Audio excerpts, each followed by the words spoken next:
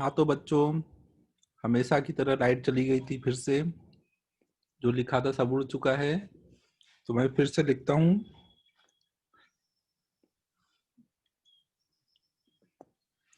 तो हम लोग देखो क्या कर रहे थे।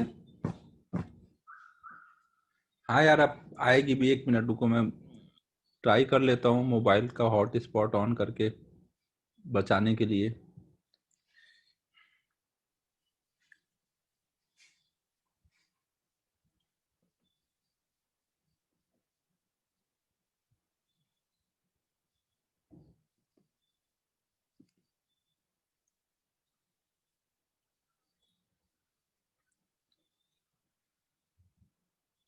हाँ, पीडीएफ गई अब।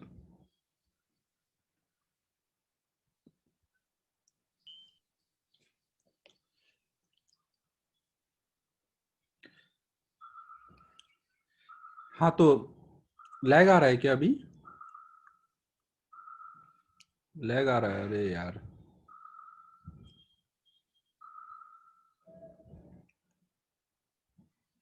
ठीक है, मेरे हिसाब से इम्प्रूव हो जाएगा। मोबाइल का हॉट स्पॉट से कनेक्ट कर दिया है, तो थोड़ा हो सकता है उसलिए दिक्कत हो। तो अब हम लोग देखो सेकेंड पार्ट कर रहे हैं। जब आर की value greater than capital R है, तो हमारा बी जो है वो केवल कैपिटल आर रीजन तक में बी है ना। ये ध्यान रखना, सिलेंड्रिकल रीजन में बी है, परपेंडिकुलर टू स्क्रीन। और हम लोग यहाँ पर बाहर किसी पॉइंट पर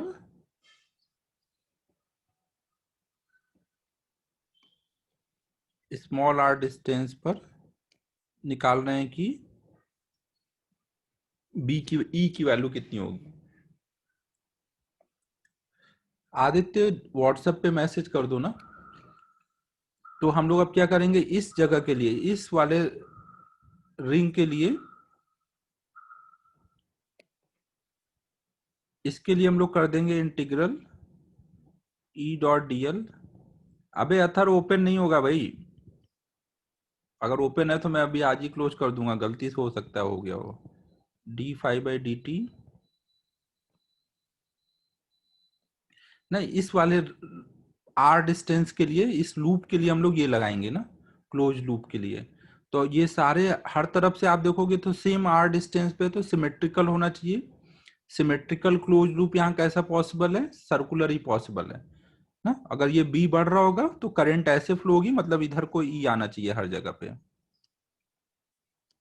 तो हर पॉइंट पे ई डॉट डीएल जब हम करेंगे तो ई बाहर आ जाएगा, डीएल डीएल ऐड होकर के सब 2 पाई आर आ जाएगा। यहाँ पे हो जाएगा D five by d T. यहाँ देखो, जो बी होगा वो केवल कैपिटल आर तक का जो रीजन है उसके वजह से फ्लक्स आएगा ना, तो फ्लक्स में इतना ही बोलेंगे। इसमें अब पाई आर स्क्वायर बाहर कर देंगे, d B by d t. Pi cut जाएगा और ई की वैल्यू आ जाएगी R square by 2 R d B by d t. तो आप देख रहे हो यहाँ पर माइनस साइन डायरेक्शन के लिए आपको मैग्नीट्यूड ही ध्यान रखना है। तो इससे देखो हमें क्या समझ आ रहा है, जब तक हम अंदर के लिए देख रहे हैं, अंदर के लिए ई क्या था? डायरेक्टली प्रोपोर्शनल टू आर था। और बाहर के लिए ई क्या है? इनवर्सली प्रोपोर्शनल टू आर आया। तो अगर हम ई का आर के साथ ग्राफ ड्रॉ करें तो ग्राफ कैसा बन जाएगा? जब तक आप कैपिटल आर तक नहीं पहुंच जाते तब तक लीनियरली बढ़ेगा, और कैपिटल आर पे आने के बाद 1/r की वजह से ऐसे डिक्रीज हो रहा होगा। और सबसे ज्यादा कहां पर होगा? सरफेस पे। सरफेस पे जब स्मॉल आर की वैल्यू कैपिटल आर डालोगे तो r/2 dB by d t ना। या फिर आप यहां पे डाल दो, अंदर के लिए क्या था? r/2 dB by d t. तो इस फॉर्मूले में भी r को कैपिटल आर डाल दोगे तो यही आ जाएगा। दोनों से सरफेस का सेम फॉर्मूला आएगा। समझ आया सबको क्या बोल रहा हूं? माइनस साइन डायरेक्शन बताता है, वो आप अलग से देख लेना, मैग्नीट्यूड ध्यान रखना है आपको। अंदर वो इंक्रीज करता है आर के साथ और बाहर डिक्रीज कर रहा है।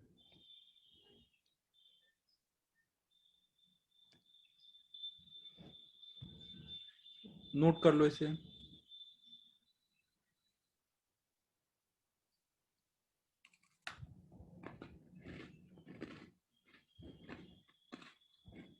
ठीक है, आज चेंज कर दूंगा मैं प्लेलिस्ट को।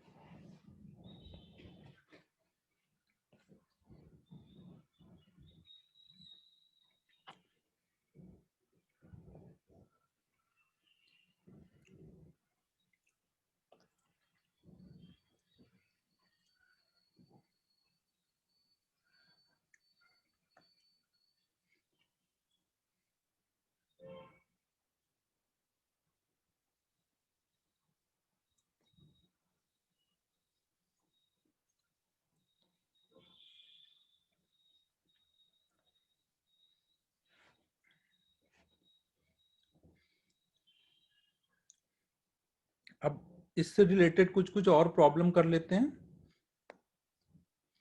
सपोज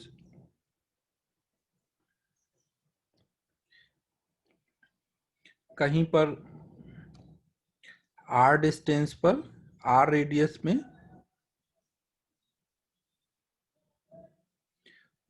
कुछ कुछ तो मैंने पुराने वाले ओपन किए हैं, कुछ कुछ ओपन किए हैं, सारे नहीं किए हैं, ताकि जो पुराना किसी को कुछ देखना हो तो उसके लिए किया था।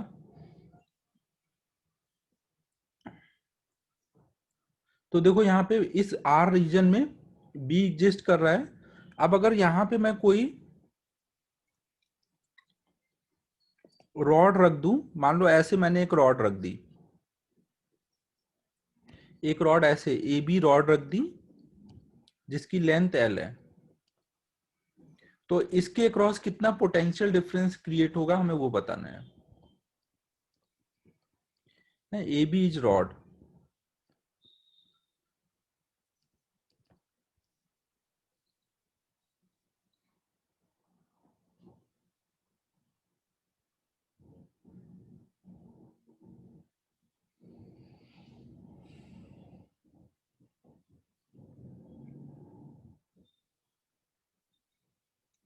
जीरो। Very good. देखो यहाँ पे कहीं पे भी जो इलेक्ट्रिक फील्ड लाइंस है वो तो ऐसे सर्कल में जा रही होंगी ना, इलेक्ट्रिक फील्ड लाइंस तो ऐसे सर्कल में जा रही होंगी। तो इलेक्ट्रिक फील्ड लाइन रॉड के लेंथ के परपेंडिकुलर है, तो अगर इलेक्ट्रिक फील्ड लाइन परपेंडिकुलर है तो integral E dot D R करोगे पोटेंशियल डिफरेंस के लिए। ई के परपेंडिकुलर चलोगे, यहाँ हर जगह ई ऐसे जा रहा है, तो ई के परपेंडिकुलर चलोगे तो कोई पोटेंशियल डिफरेंस आएगा? नहीं आएगा ना।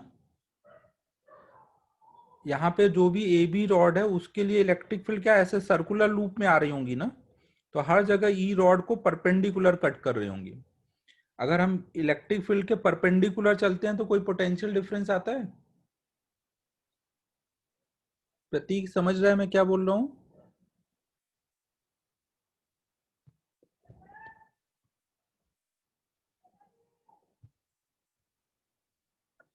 इलेक्ट्रिक फील्ड के परपेंडिकुलर अगर हम रॉड पे चल रहे हैं, मतलब इलेक्ट्रिक फील्ड के परपेंडिकुलर चल रहे हैं, तो कोई पोटेंशियल डिफरेंस नहीं आएगा ना। इसका क्या मतलब हुआ कि कोई भी अगर हम लोग सिलेंड्रिकल रीजन में अगर मैग्नेटिक फील्ड है और यहाँ पे हम कोई भी रेडियल लाइन ले लें, तो हर एक रेडियल लाइन के लिए जो इलेक्ट्रिक फील्ड होगा वो परपेंडिकुलर जा रहा होगा, तो उसके क्रॉस पोटेंशियल डिफरेंस नहीं आ पाएगा।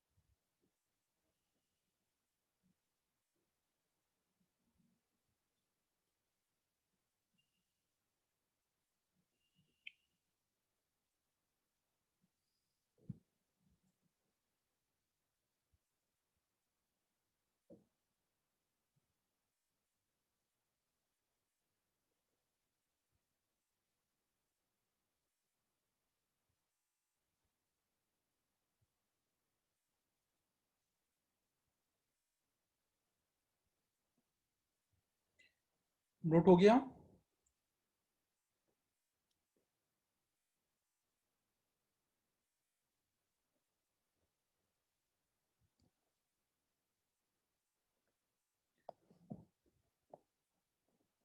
अब देखो, अगर हम लोग कोई रॉड को उसके रेडियल ना रख करके कोई और जगह पे रखें, मान लो यहाँ पे इन टू द प्लेन बी है सिलेंड्रिकल रीजन में, और हमने एक रॉड को ऐसे रखा है, यहाँ पे रखा है ना, जिसका सेंटर से ये डिस्टेंस डी है, इसकी लेंथ एल है। तो हमें अब बताना है कि इस रॉड में कितना पोटेंशियल डिफरेंस आएगा, कितना ईएमएफ इंड्यूस होगा।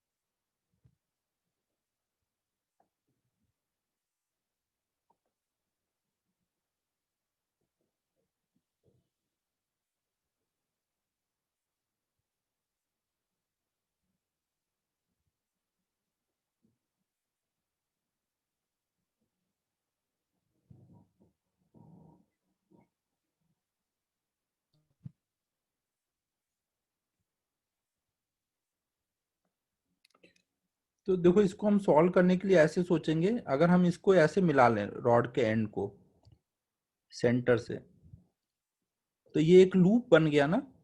इस लूप में जो भी फ्लक्स है वो अगर चेंज हो रहा है, बी चेंज हो रहा है, तो लूप का फ्लक्स चेंज हो रहा है। तो लूप में जो भी एएमएफ इंड्यूस होगा, वो आप बोल सकते हो रॉड में इंड्यूस हुआ है, क्योंकि ये वाली रॉड में तो कोई इंड्यूस नहीं होगा, ये तो रेडियल लाइन है, ये भी रेडियल लाइन है। तो इसमें इसमें नहीं इंड्यूस हो रहा है, तो जो भी लूप में इंड्यूस हुआ मतलब वो इस रॉड में इंड्यूस हुआ। कुछ समझ रहे हो मैं क्या बोल रहा हूँ?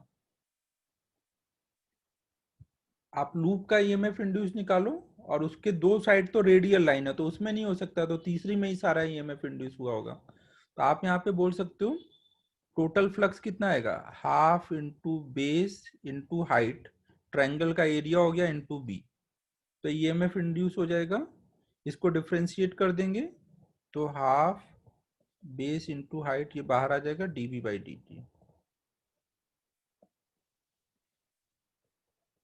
ना। तो जो ईएमएफ इंड्यूस है वो देख रहे हो किस पे डिपेंड कर रहा है, रॉड की लेंथ पर और परपेंडिकुलर डिस्टेंस पर ना। रॉड की परपेंडिकुलर डिस्टेंस क्या, उस पर डिपेंड कर रहा है।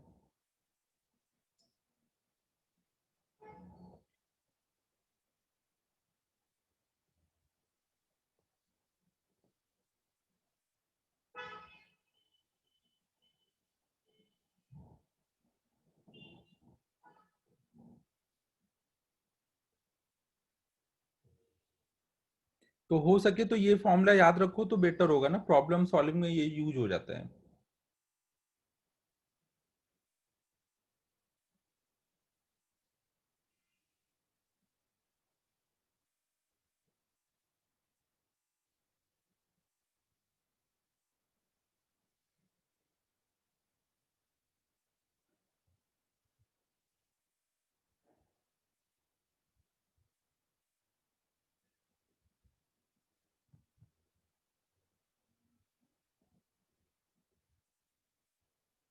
अब एक दो और बेसिक क्वेश्चन करने हैं।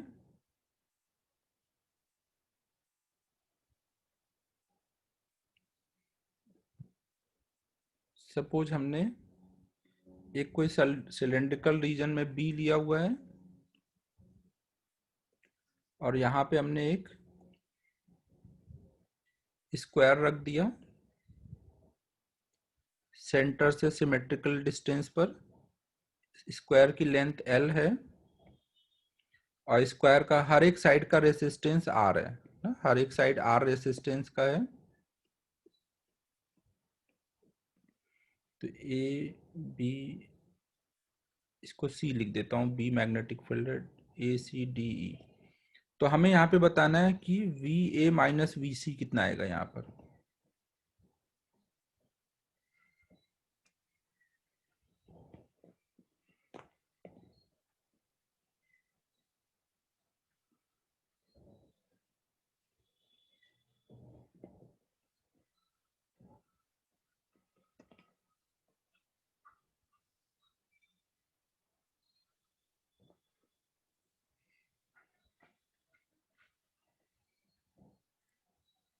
ये सिमेट्रिकल रखा है ना, हर एक से ये डिस्टेंस जो होगी ये सेंटर से परपेंडिकुलर डिस्टेंस L/2 होगी ना, ये स्क्वायर है।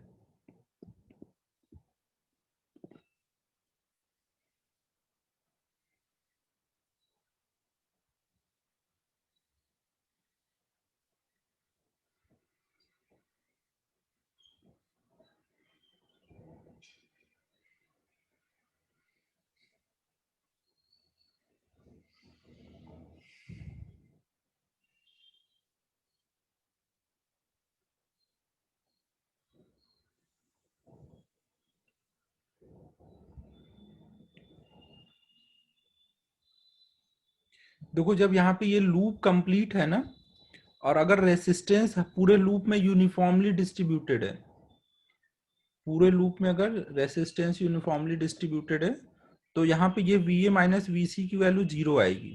जीरो क्यों आएगी? क्योंकि पहले आप ईएमएफ निकालो, ईएमएफ निकालोगे टोटल तो कितना आएगा? Total L square into d B by d t ना, बी इंटू ए, फिर उसको डिफ्रेंशिएट कर दिया, एल बाहर गया, ये करंट आ गई। लैग आ रहा है, एक मिनट रुको।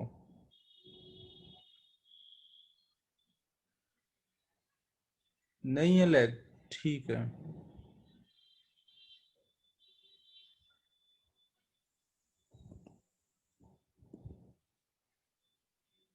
एक मिनट रुको, मैं नेटवर्क चेंज भी कर लेता हूँ।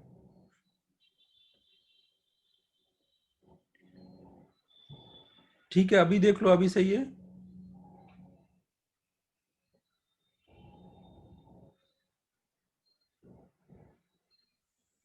तो अब देखो यहाँ पे जो ईएमएफ इंड्यूस होगा कुछ इतना आ जाएगा ना। अब ईएमएफ इंड्यूस आ गया तो आप करंट लिख सकते हो, करंट कितना हो जाएगा? डीबी बाई डी टी की वैल्यू हम लोग कुछ मान लेते हैं ना, डीबी बाई डी टी की वैल्यू कुछ सी है, ताकि बार बार लिखना ना पड़े, एल स्क्वायर इंटू सी। करंट कितना होगा पूरे सर्किट, ये पूरे लूप का ईएमएफ निकाला है ना, पूरे लूप का ईएमएफ अपॉन में रेसिस्टेंस पूरे लूप का कितना है, 4R ना, आर 4R टोटल लूप का रेसिस्टेंस है। तो L square by C upon में 4R इसमें करंट जारी होगी। ठीक है। अब अगर हमें पोटेंशियल डिफरेंस निकालना है तो हम हर एक लूप में ईएमएफ, हर एक साइड का ईएमएफ इंड्यूस लिख देंगे और रेसिस्टेंस लिख देंगे ना, और फिर हम पोटेंशियल डिफरेंस निकालेंगे। हमें पता है कि अगर इस वाले रॉड में देखें तो ईएमएफ इंड्यूस कितना होगा, यहाँ पे करंट देखो ऐसे जा रही होगी ना, करंट ऐसे जा रही होगी, और इस रॉड में ईएमएफ इंड्यूस मान लो कुछ ई है ना, ई की वैल्यू ई वन है मान लो, इस वाले रॉड में कुछ ई टू है,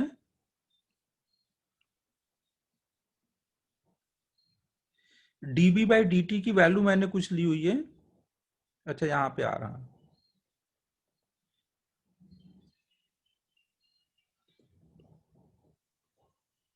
यहाँ पे मैं ये डायरेक्शन बताना रह गया था। अगर मान लो यहाँ पे बी बढ़ रहा है तो इसमें जो ईएमएफ इंड्यूस होगा उसका डायरेक्शन क्या होगा? देखो यहाँ पे इलेक्ट्रिक फील्ड लाइंस ऐसे जा रही होंगी ना, इलेक्ट्रिक फील्ड लाइंस ऐसे जा रही होंगी, तो ये इलेक्ट्रिक फील्ड लाइन इधर से इधर जा रही है, मतलब आप इस वाले साइड को हाई पोटेंशियल बोलोगे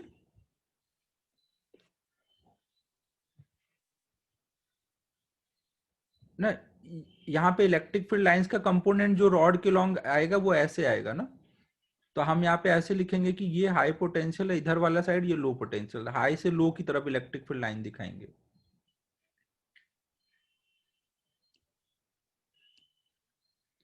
समझो ना, अगर यहाँ इलेक्ट्रिक फील्ड लाइंस हैं तो उसका जो इधर वाला कंपोनेंट है उसके वजह से पॉजिटिव चार्ज अगर होता तो वो सब इधर भाग जाता, बट यहाँ पे क्या है, निगेटिव। एक मिनट,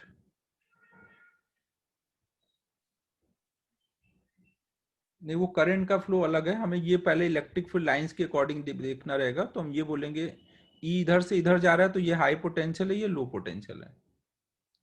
ठीक है, समझ जाओ। इलेक्ट्रिक फील्ड लाइन का कंपोनेंट अगर ऐसे जा रहा है तो इधर हाई बोलेंगे, इधर लो बोलेंगे, जैसा हम पीछे करते थे। इलेक्ट्रिक फील्ड लाइन जिधर से जिधर आ रहा है तो हम ये मानते हैं ना कि हाई से लो आ रहा है, तो उस हिसाब से बना देंगे बैटरी। तो यहाँ पे देखो अगर करंट ऐसे जा रही है तो करंट के अपोजिट में हम ईएमएफ, बैटरी का ईएमएफ दिखाएंगे ना। अगर ये करंट ऐसे जा रही है मतलब इधर इलेक्ट्रिक फील्ड जा रहा है। हाँ वो अभी बताता हूँ ना। सब में ऐसे ईएमएफ आ गया, E1 E2 E3, और हर एक ईएमएफ की वैल्यू कितनी है, D/2। डी कितना है, L/2। dB/dt C है और उसकी लेंथ L है ना। हर एक में ये ईएमएफ है।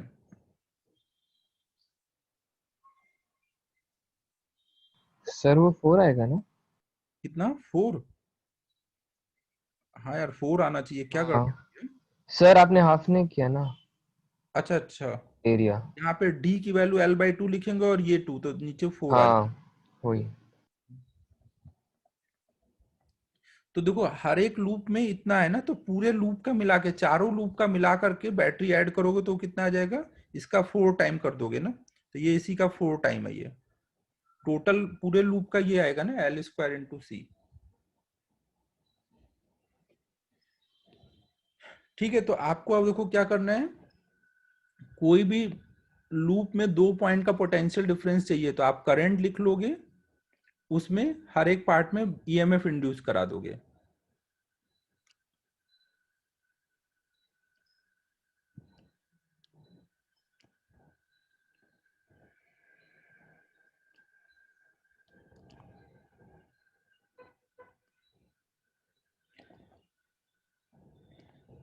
और अब मान लो हमें पॉइंट ए से पॉइंट बी का पोटेंशियल डिफरेंस चाहिए, तो यहाँ से यहाँ तक चले जाओ, करंट ऐसे फ्लो हो रही है ना।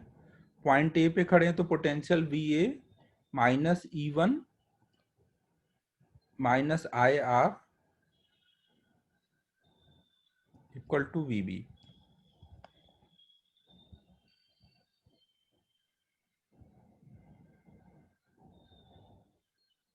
क्या गड़बड़ हो गया?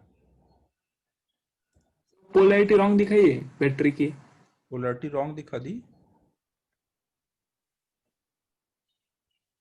पोलरिटी रॉन्ग, अच्छा हाँ पोलरिटी रॉन्ग दिखा दिए। हर एक में ऐसे करंट जा रही है तो उस हिसाब से हम लोग ईएमएफ इंड्यूस दिखाएंगे। तो यहाँ पे भी वही गड़बड़ हुआ है, जैसे करंट फ्लो होगी उस हिसाब से दिखाना है। ओके।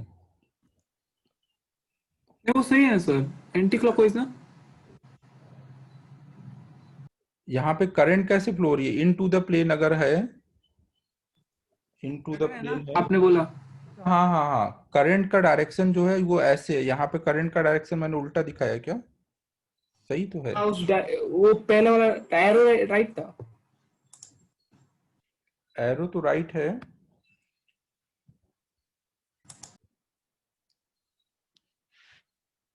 और ईएमएफ इंड्यूस जो दिखाएंगे, EMF anti induce, clockwise direction में सर। हाँ तो करंट ऐसे है ना, तो इसको भी ऐसे ही दिखाना पड़ेगा। हाँ, कुछ सही बने कुछ अलग बने आपने।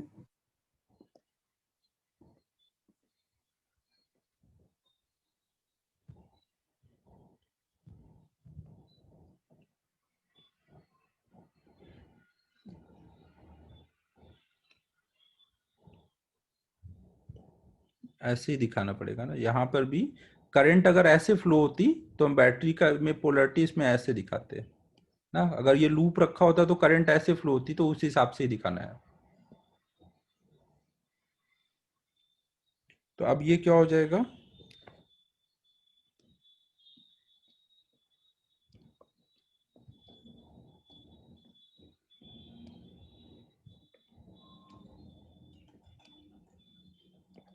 तो यहाँ पे से इधर जाएंगे तो प्लस ये हो जाएगा, तो VA minus VB minus VA निकाल देते हैं पहले। E1 की वैल्यू कितनी आई थी, CL²/4, और करंट कितना आया था, L²C/4R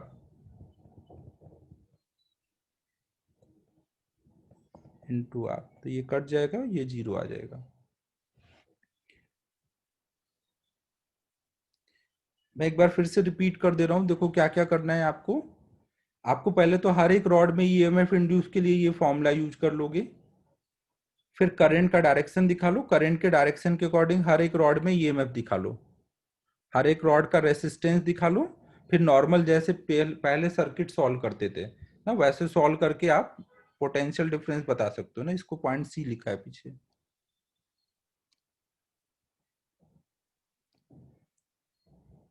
समझो सभी।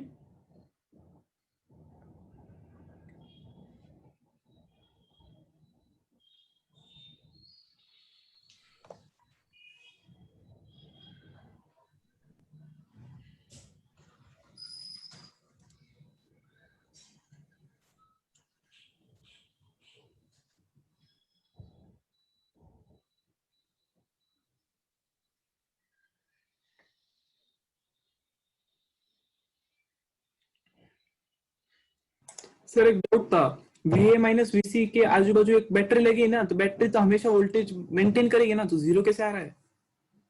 तो यहाँ पे रेसिस्टेंस भी है ना, तो आप एक तरह से टर्मिनल हाँ, पोटेंशियल डिफरेंस निकाल लो ना, करंट समझा भी डाल समझा। दो। हाँ सर, समझा।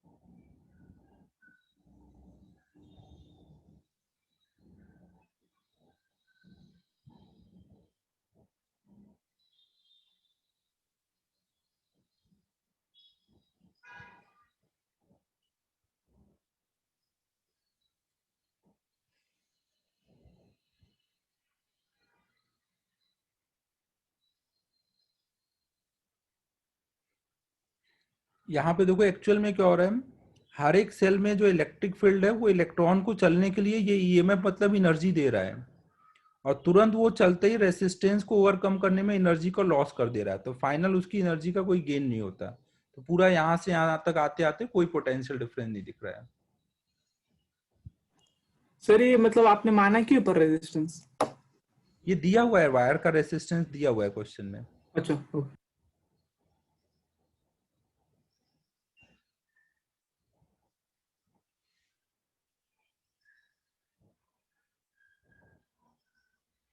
यहाँ पे देखो बी जब बढ़ेगा इनटू द प्लेन वाला फ्लक्स बढ़ेगा तभी ऐसे करंट आएगी, सो दैट कि उसका भी बाहर को आए। वेदांत अब यार डायरेक्शन निकालना सीख लो भाई, ऐसे अगर करंट होगा तभी उसका भी बाहर को आएगा ना, तो इनटू द प्लेन वाला फ्लक्स बढ़ रहा होगा तभी ऐसा होना चाहिए।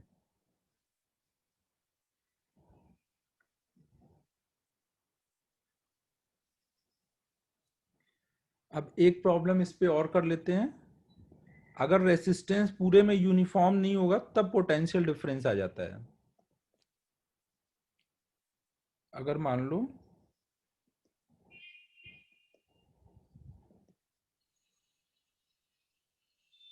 या नेक्स्ट स्लाइड पे लिखता हूं, ये नोट हो गया।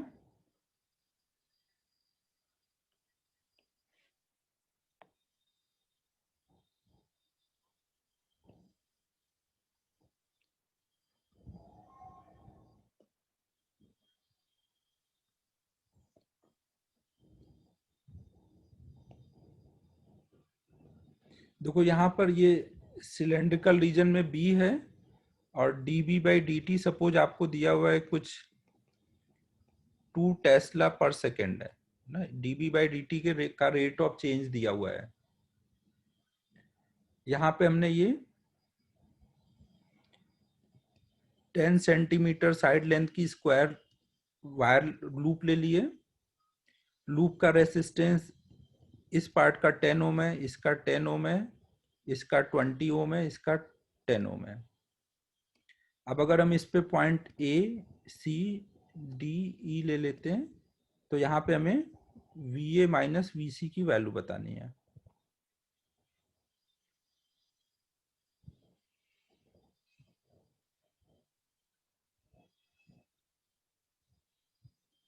बी की वैल्यू प्लस में दी है, रेट ऑफ चेंज प्लस में दी है, मतलब dB by d T increase हो रहा है, मतलब बी इंक्रीज हो रहा है।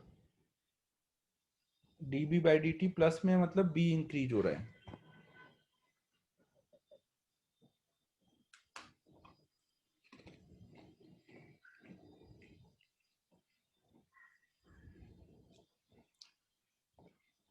तरीका क्या रहेगा, आप करंट निकाल लोगे, फिर हर एक स्ट्रेट वायर में उसकी बैटरी लगा दो, रेसिस्टेंस लिख दो, फिर नॉर्मल जैसे सर्किट सॉल्व करते हो वैसे कर दो।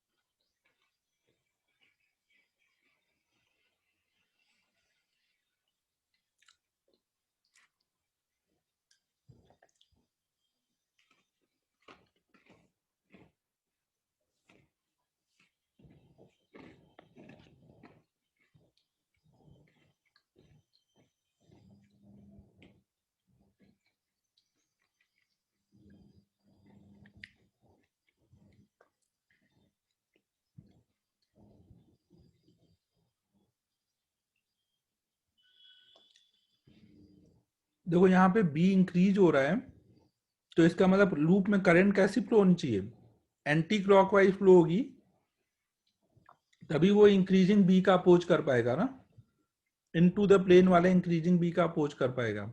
मतलब सर्किट में करंट ऐसे जा रही है, अगर करंट ऐसे जा रही होगी तो हर एक पार्ट में ऐसे ही ईएमएफ इंड्यूस करा देंगे।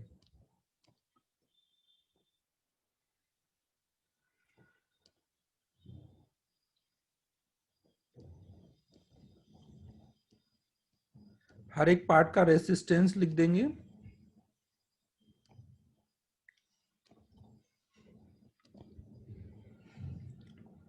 पूरे ईएमएफ ऑफ पूरे लूप का अगर आप ईएमएफ निकालो तो कितना आएगा, पूरे लूप का ईएमएफ आएगा बी इंटू 0.1 का स्क्वायर।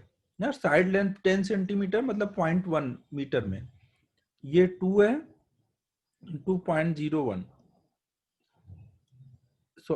सॉरी ये डीबी बाई डी टी ना, dB by d T into area ना, एरिया बाहर हो गया है, बी का डिफ्रेंसिएशन हो गया है, तो 0.02 ईएमएफ इंड्यूस होगा। हर एक का आपको निकालना है तो हर एक के लिए आप फॉर्मूला लगा दोगे, यहाँ हर एक लूप में E1 E2 E3 E4 सब में इक्वल होगा ना, तो आप डायरेक्ट इसका बाय 4 कर सकते हो, या फिर फॉर्मूले से लिख सकते हो L/2, L मतलब 0.1/2, इसका D कितना है 0.1/2, D/2, ये अभी ऊपर D लिखा ना, D/2 dB/dt इंटू L।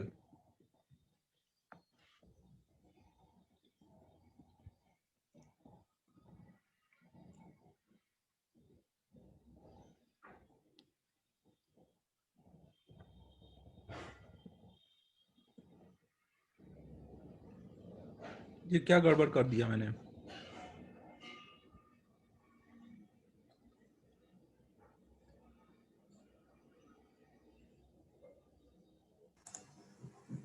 तो वो 0.1 है। 0.1 इंटू हाँ 0.1 है, 0.1 है। हाँ 0.1 है। 0.1 0.1 0.01 हो गया है, तो ये 0.05 आ जाएगा। ये सबको समझ आया, D/2, D कितना है यहाँ पे आप देखोगे तो ये D की वैल्यू कितनी है 0.1/2 है ना, तो D/2 dB/d2 into L formula लगाया है।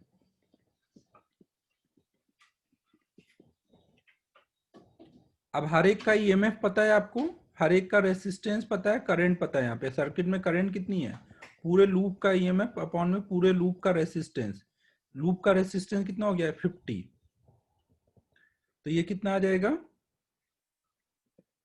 0.4 इंटू 10⁻³ मतलब 4 इंटू 10 की पावर -4। सही है ना करंट?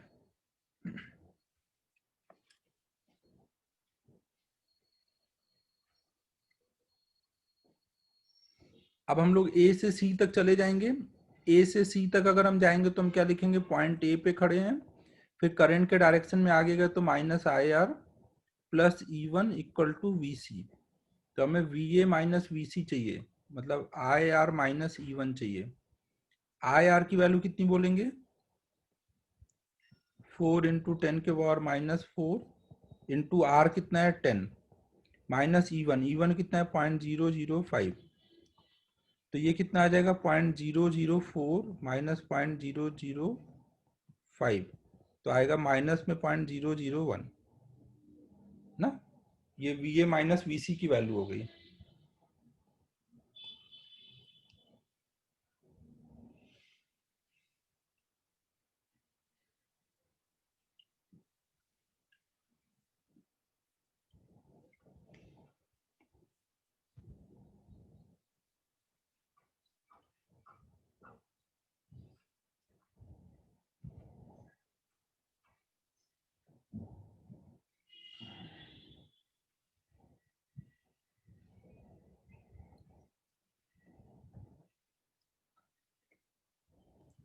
सर आपने तो बोला था ना कि वो लूप लूप नहीं होती कभी इलेक्ट्रिक फील्ड कंप्लीट, क्या क्या?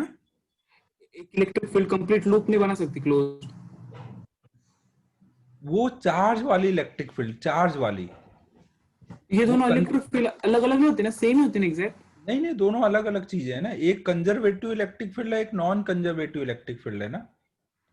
तो मतलब उनकी प्रॉपर्टीज विपर्टीज सब अलग है? सब अलग है, सब अलग है। ये Okay. नॉन कंजर्वेटिव है।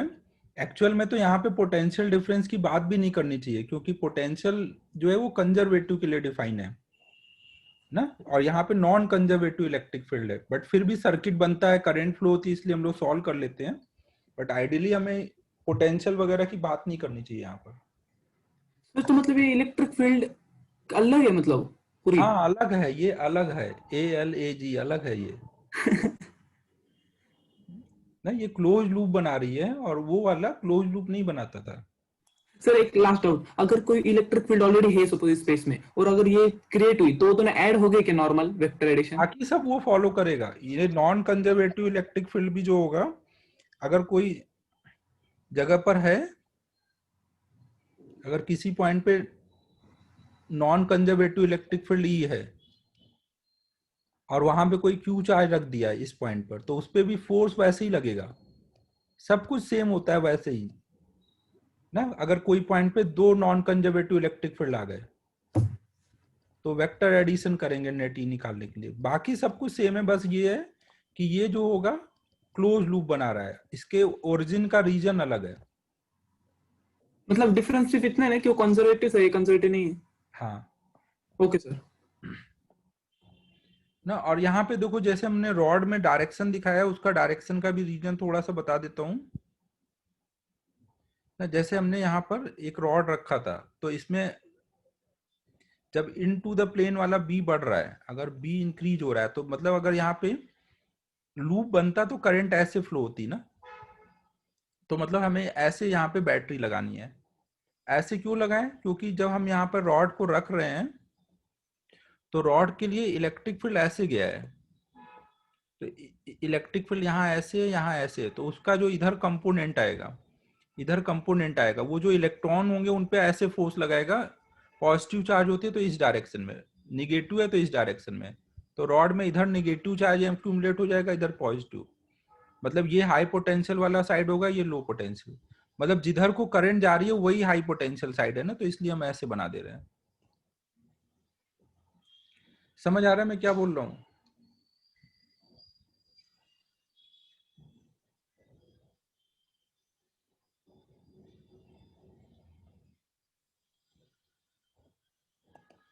ये मैंने इलेक्ट्रिक फील्ड लाइन दिखाया है ना, उसका इधर कंपोनेंट दिखाया, और यहाँ पर ये है उसका इधर।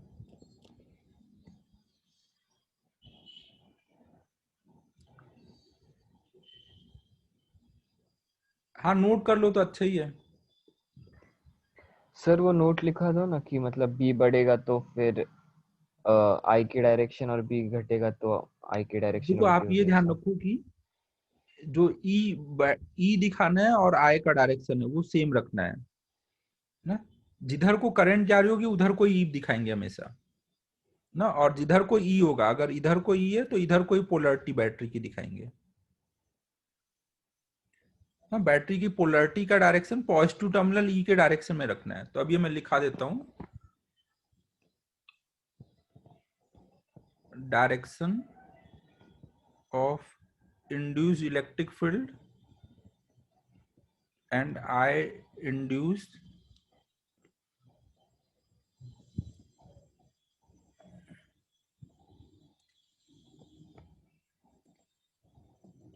in loop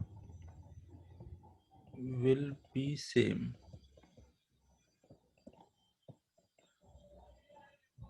Direction of positive plate of hypothetical cell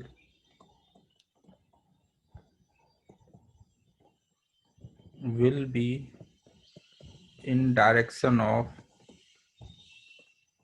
E induced. That means I induced.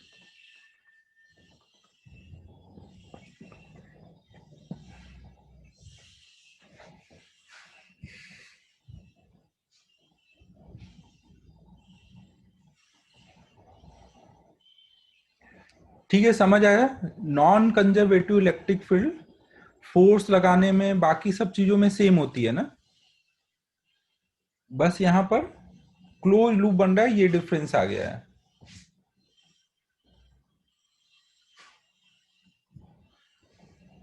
अब आपको होमवर्क कुछ बता देता हूं।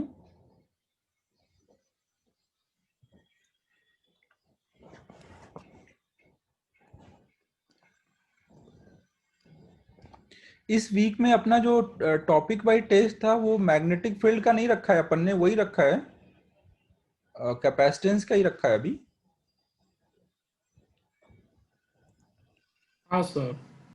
कैपेसिटेंस के 2 हो चुके, ये तीसरा होगा ना। हाँ ठीक है, ठीक।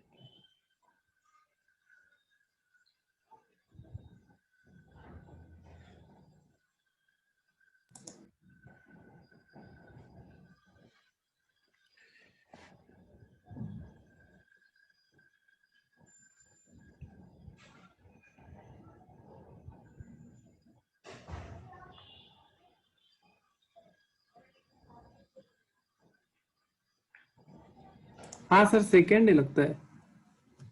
सेकंड है अभी ये कैपेसिटेंस का टेस्ट, थर्ड दूसरी होगा बार ना। है, है दूसरी बार है ये लगता है, मुझे याद नहीं था।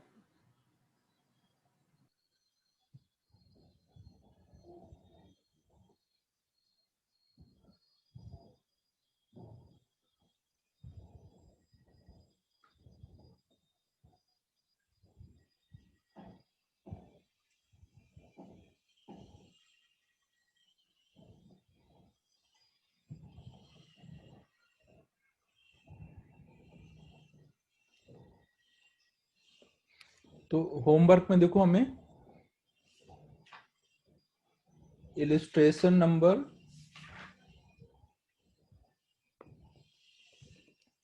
20, 21, 22 कर लेना है।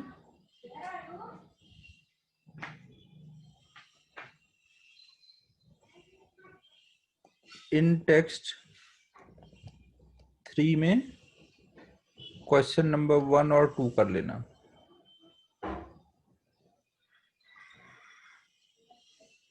ना।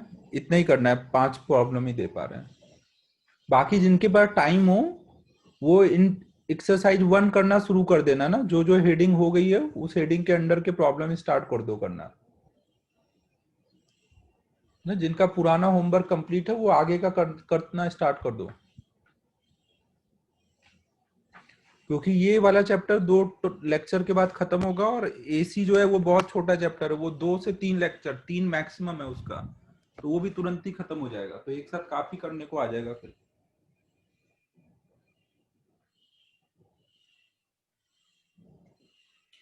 ठीक है, फिर क्लोज करता हूँ।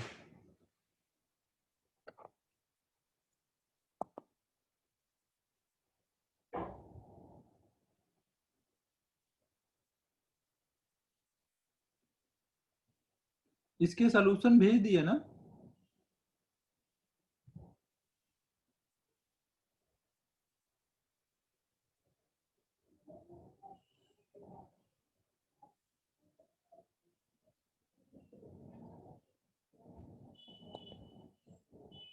ठीक है, फिर क्लोज कर रहा हूँ ना।